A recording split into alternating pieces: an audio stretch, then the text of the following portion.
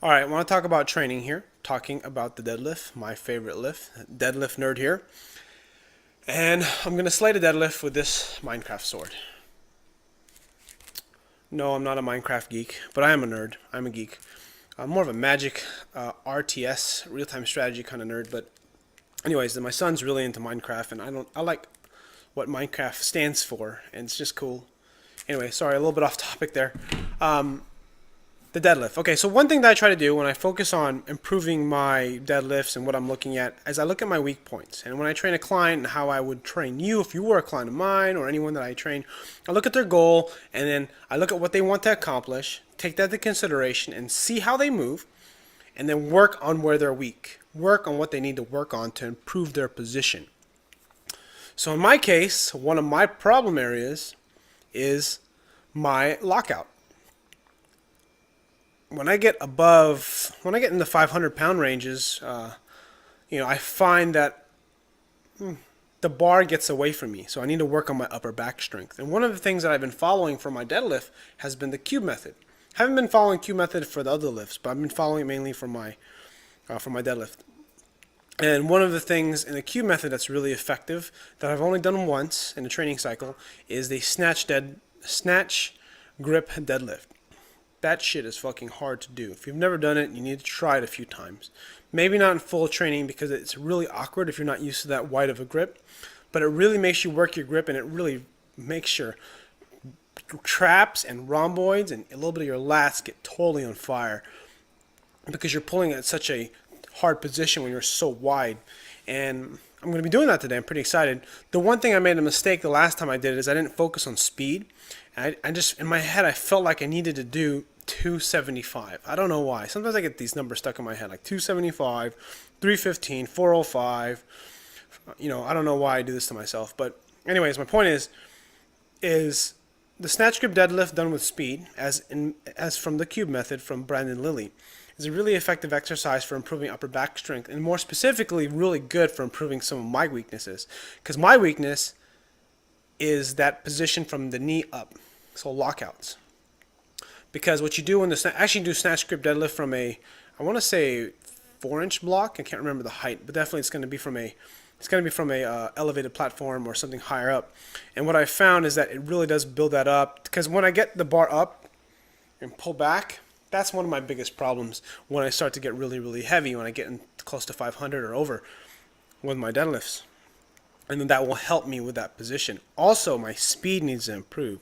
Because if you pull fast, you're going to be able to, the bar will move faster and you're going to get more momentum. And you're going to definitely want that. And I should say get more force production from your muscles. And that's one of the main things that you kind of want to put focus on when you're trying to deadlift more weight. However, speed is not something that you want to do if you don't want to do very fast deadlifts with heavy weight if you have not yet perfected your form.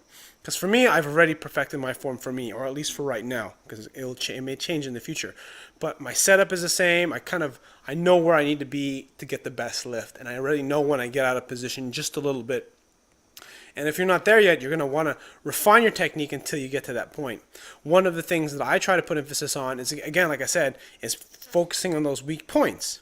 Because right now I'm really strong off the bottom. I can break the ground almost every single time. I have a really good bottom strength position. I think I want to attribute that mainly to that 405 deadlift for 8 reps on last Monday, a week from Monday, and I want to say that really made a big difference. Because when I did that Monday, even though I was feeling a little bit under the weather, when I went to that workshop on Friday, I was able to do 465 for a triple. And when I did 425 for a triple, it was super light. And then when I went to 465, it was like, I know I could have done more. I could have probably done 485. So, talking about training, finding your weak points, what positions of the deadlift or the squat or the bench are you weak at? Is it at the bottom? Is it at the top? Do your elbows flare? Do your hips shoot up too quickly? Like with me in the deadlift, kind of what I've done to kind of improve my deadlift and just what I put focus on is as I was making progress towards, close to 500, like a few months ago, I found my form degrading. So what I did was I backed off and did lighter weight and focused on my technique and refined the bar path. and then I went back up in weight, and then I was able to pull 500. So that's kind of one of the things that I put emphasis on, is just you got to make sure your form is dialed in. I mean, you may have heard Brandon Lilly talk about this if you follow his channel, or you may have heard other people talk about this in this ways, but you got to remember that it's kind of hard to explain these things because a lot of this stuff really comes from experience. You have to deadlift a lot. You have to train a lot to really get the feeling for all this stuff. If you're not consistent in your training, it's really hard to grasp fully what we mean. And then you may grasp it now, but then once you actually start doing it after several months, I'm not talking about just after 1 week, but after several months of training, you start to realize, oh wow, okay, now I'm beginning to get it. And I remember hearing Brandon Lilly talk about this, about get your form down. And sure, I know what he means, get your form down. I put time into it, and then after I figured out what he meant, or not, basically what I want to say, I'm going off on a tangent here, but I understood what he was talking about after I refined my form. Because you have to be consistent with the way you lift. Your setup has to be the same. And one of the examples too is Ed Cohn. He was on the Powercast on Mark Bell's podcast, really good, and he talked about hand position, feet position, and that, that's a really hard thing. I mean, making sure your position is the same every single time. It took a while for me on the deadlift. It's like almost perfect. I get the same position every single time. The way I set up, I put my hands out, put my shoulders back, squeeze my feet into screw my feet into the ground, brace my abs. I have a routine that I do before I go in and push the bar. Some people like rolling the bar towards them. People do a lot of different things. I just like to get my shins. I do like a starting strength setup. Okay, so Ed Cohn was talking about how about keeping everything the same, and he says all the way up from 135 all the way up to 900 pounds, his setup is always the same. His walkout is always the same. Everything is always the same. And that's pretty tough. It takes a lot of discipline. It takes a lot of consistency. It takes a lot of dedication to really make sure that your hands and feet are in the right spots.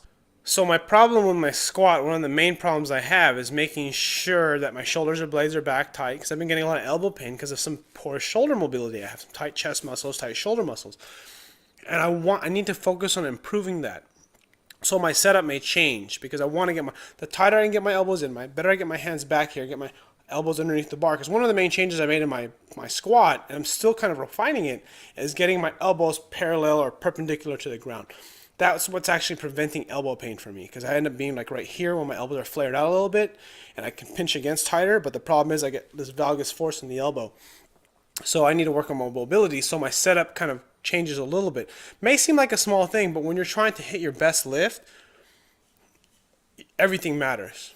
And if you really care about making significant progress, you're going to want to understand that your setup means everything. It's kind of like lifting a bar cold. How strong do you want to be? Being able to be strong cold is another concept too. So those are just some thoughts and some ideas on training, kind of what my approach is and kind of how I view things. This is just kind of one of those random videos. I guess all my videos are kind of unplanned anyway, but this one's kind of more of like about me, about my training, my philosophy. I just wanted to share that stuff, and kind of a way for me to kind of share my thoughts with people. And I'd appreciate any comments, any ideas that you do to improve your deadlift, add to the discussion, maybe some other stuff I can talk about, because I really do love this stuff. I love the ideas. I love talking about it. And again, thanks for watching. Please subscribe, share my video if you think it's useful for someone to help if they're trying to improve their deadlift. And again, thanks for watching. See you later.